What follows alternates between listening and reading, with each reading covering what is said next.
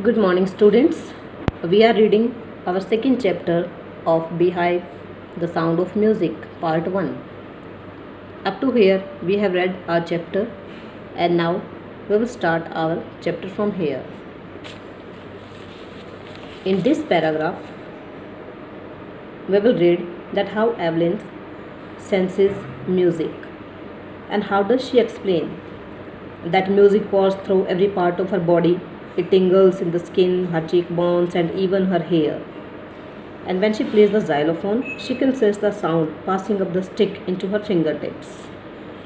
How can she feel the resonance flowing into her body? And on a wooden platform, she removes her shoes so that the vibration passes through her bare feet and up her legs. And how Evelyn proves an inspiration for the deaf children. So, we will start from here. As for music, she explains. जहाँ तक music की बात है, Evelyn explain करती है. It pores in through every part of my body. Evelyn कहती है कि जो म्यूज़िक है वह मेरे शरीर के हर हिस्से में प्रवाहित होता है, पोर होता है. It टिंगल्स in the skin. यह मेरी स्किन के अंदर, त्वचा के अंदर, स्किन के अंदर टिंगल यानी कि कॉजेज अ स्लाइट पिकिंग और स्टिंगिंग सेंसेशन, हल्की सी सनसनी पैदा करता है.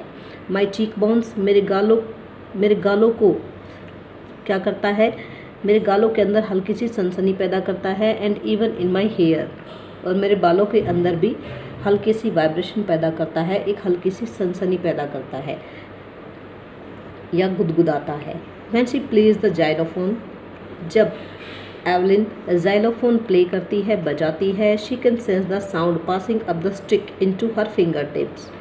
तो वह जाइलोफोन की जो स्टिक्स होती हैं, उन स्टिक्स के जरिए जाइलोफोन की वाइब्रेशन को फिंगर्स के थ्रू, फिंगर्स के जो आगे के भाग होते हैं जिन्हें हम फिंगर टिप्स कहते हैं, वहाँ से अपनी बॉडी के अंदर महसूस करती है. By leaning against the drums, जब एवलिन ड्रम्स के ऊपर आगे की तरफ हल्का सा झुकती है, she can feel the resonance flowing into her body. Resonance का मतलब होता है इकोज ऑफ साउंड, यानी कि जो ध्वनि होती है उसकी जो गूंज होती है उसको एवलिन अपनी बॉडी के अंदर फील करती है. On a wooden platform she removes her shoes so that the vibrations pass through her bare feet and up her legs. जब एवलिन किसी लकड़ी के प्लेटफॉर्म के ऊपर क्या करती है, परफॉर्म करती है, उस टाइम पर वो अपने जूते उतार देती है ताकि जो म्यूज़िकल इंस्ट्रूमेंट्स की वाइब्रेशन है वो उसके नंगे पैरों से होती हुई उसके लेग्स तक पहुंच जाए और वो उसको फील कर सके. नोट सरप्राइजिंगली एवलिन डिलाइट्स हर ऑडियंसेस. सरप्राइज़ की बात नहीं है, हैरानी की बात नहीं है कि जो एवलिन है वह अपने ऑडियंसेस को, अपने दर्शकों को, अपने सुनने वालों को बहुत ज़्यादा डिलाइट करती है, उन्हें बहुत ज़्यादा प्रसन्न करती है. In 1991, she was presented with the Royal Philharmonic Society's prestigious Soloist of the Year Award. 1991 में एवलिन को रॉयल फिलहार्मोनिक सोसाइटी की तरफ से प्रेस्टिजियस, प्रतिष्ठित सोलोइस्ट का अवार्ड भी दिया गया. मीन्स पहले जो एवलिन थी वो ऑर्केस्ट्रल वर्क किया करती थी, ऑर्केस्ट्रा ग्रुप के साथ किया करती थी, लेकिन धीरे धीरे उसने उस वर्क को छोड़कर सोलो परफॉर्मेंसेस देना शुरू कर दिया. और उसका रिज़ल्ट ये रहा कि उसको 1991 में प्रेस्टिजियस सोलोइस्ट का अवार्ड मिला, यानी कि एक प्रतिष्ठित सम्मान जो कोई सोलोइस्ट लोगों को दिया जाता है या जो सोलोइस्ट परफॉर्म करते हैं, सोलो परफॉर्म करते हैं, उनको दिया जाता है. तो ये अवार्ड एवलिन को दिया गया. Says master percussionist James blades. Master percussionist, master तबलावादक जेम्स ब्लेड्स एवलिन के बारे में क्या कहते हैं. गॉड में हैव टेकन हर हियरिंग, भगवान ने शायद उसके सुनने की क्षमता को छीन लिया है. But he has given her back something extra ordinary, लेकिन उसके बदले में भगवान ने एवलिन को कुछ असाधारण भी प्रदान किया है. What we hear she feels, जिस चीज़ को हम सुनते हैं उस चीज़ को एवलिन महसूस करती है.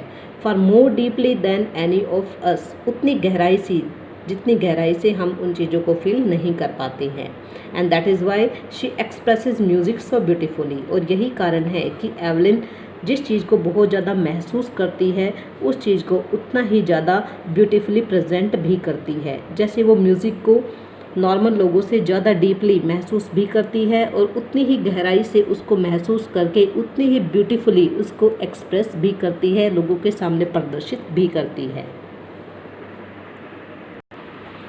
एवलिन कन्फेस करना, किसी चीज़ को एक्सेप्ट करना, स्वीकार करना। Evelyn confesses that she is something of a workaholic. Who is a workaholic? A person who finds difficult to stop working. एक ऐसा व्यक्ति जिसको कार्य करने से रोका नहीं जा सकता, जो कि बहुत ज़्यादा हार्ड वर्किंग होता है और जिसको हम कार्य करने से मना नहीं कर सकते, या कोई ऐसा पर्सन जो कि अपने आप को काम करने से रोक नहीं सकता है, तो उसको बोलते हैं वर्कोलिक। एवलिन स्वीकार करती है कि वह वर्कोलिक है, उसे काम करने से रोका नहीं जा सकता, मीन्स वो हमेशा काम करने की इच्छुक रहती है। I have just got to work often harder than classical musician. मुझे हमेशा बहुत ज़्यादा काम करना पड़ता है, कई बार तो मुझे शास्त्रीय संगीतकारों से ज़्यादा भी काम करना पड़ता है।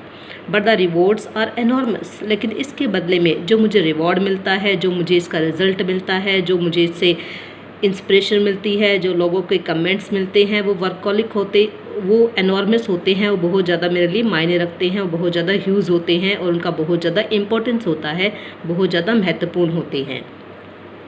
Apart from the regular concerts,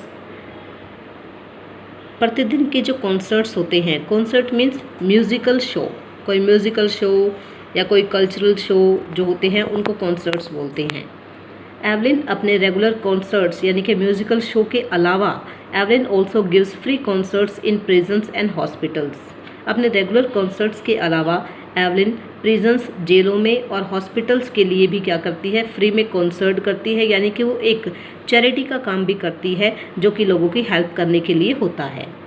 she also gives high priority to classes for young musicians.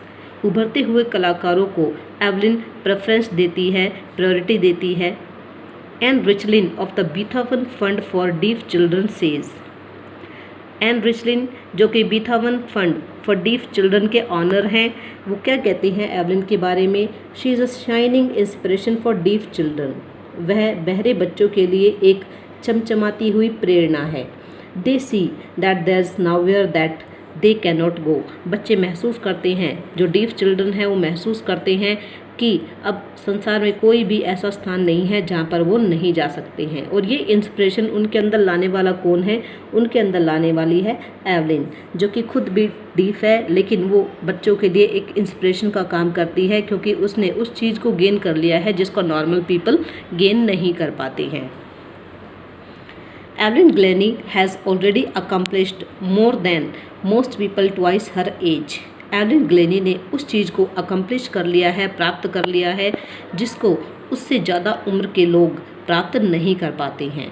She has brought percussion to the front of the orchestra. वह तबले को ऑर्केस्ट्रा ग्रुप में फ्रंट पे ले आई है।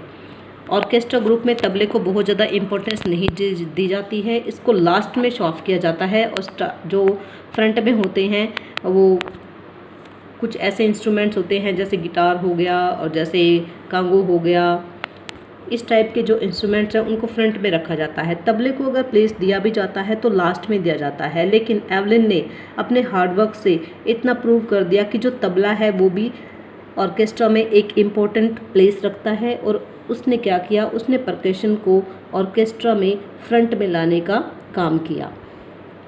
And demonstrated that it can be very moving. और उसने ये भी सिद्ध कर दिखाया कि जो तबला है वो काफ़ी ज़्यादा मूविंग हो सकता है, काफ़ी ज़्यादा अच्छा हो सकता है और काफ़ी ज़्यादा लोगों को पसंद आने वाली चीज़ भी हो सकता है। She has given inspiration to those who are handicapped. Evelyn ने उन लोगों को प्रेरणा दी जो कि हैंडीकैप्ड है, यानी कि अपंग हैं, विकलांग हैं। People who look to her and say, लोग उसकी तरफ देखते हैं और कहते हैं if she can do it I can, कि अगर ये कर सकती है तो मैं भी कर सकता हूँ। And not the least she has given enormous pleasure to millions. और इतना ही नहीं, एवलिन जो है जो मिलियंस लोग हैं उनके लिए एक इंस्पिरेशन का काम करती है, उनके लिए प्रेरणा का स्रोत है और उनको बहुत ज़्यादा प्लेजर प्रदान करती है, एक आनंद का स्रोत भी उनके लिए वो बनी हुई है। तो यहाँ तक हमने पढ़ लिया है अपना चैप्टर, ये कंप्लीट हो चुका है। Tomorrow we will start our second part of the sound of music, the shehnai of Bismillah Khan. So students, it's enough for today. Thank you.